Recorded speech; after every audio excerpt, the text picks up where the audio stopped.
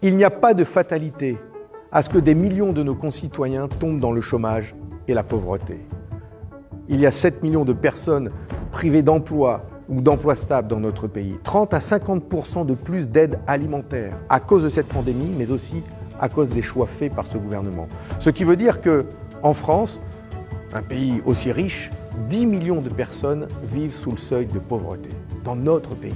Alors oui, il y a urgence à aider plus celles et ceux qui en ont besoin. Je pense aux jeunes de moins de 25 ans qui n'ont droit à rien, à ceux qui subissent le chômage partiel ou qui étaient en CDD et ont perdu leur emploi.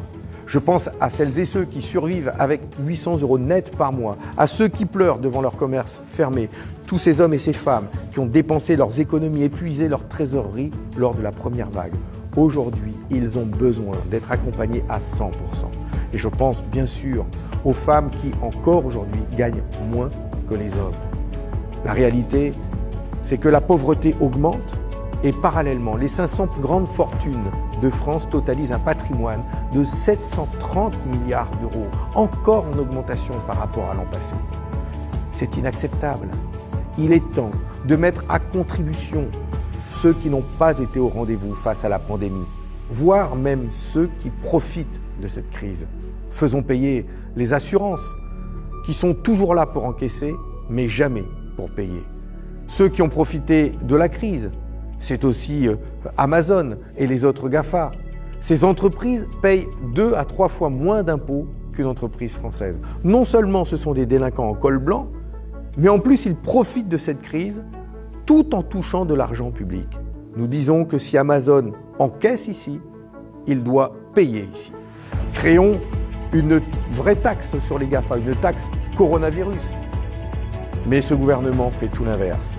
C'est tapis rouge pour les grandes entreprises, mais des aides insuffisantes pour les petites.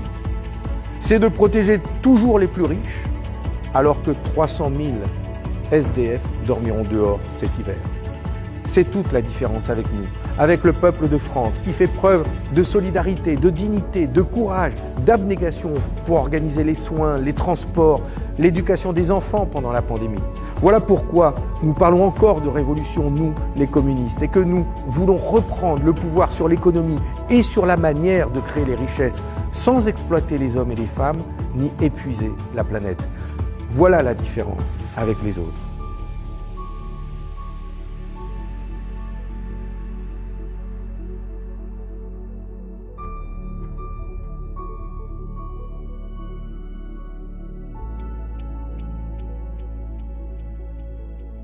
La priorité ne doit plus être les profits à tout prix ou la valeur des actions, mais plutôt de préserver l'être humain et le climat.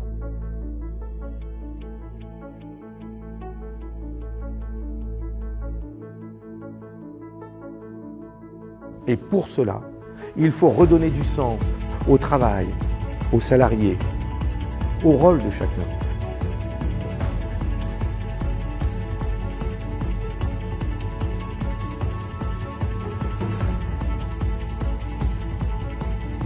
Face à une telle insécurité qui s'abat sur chacun, il faut avoir de l'audace, être créateur, innovant, comme l'ont été nos anciens avec le programme des jours heureux de la sécurité sociale. Oui, c'est possible.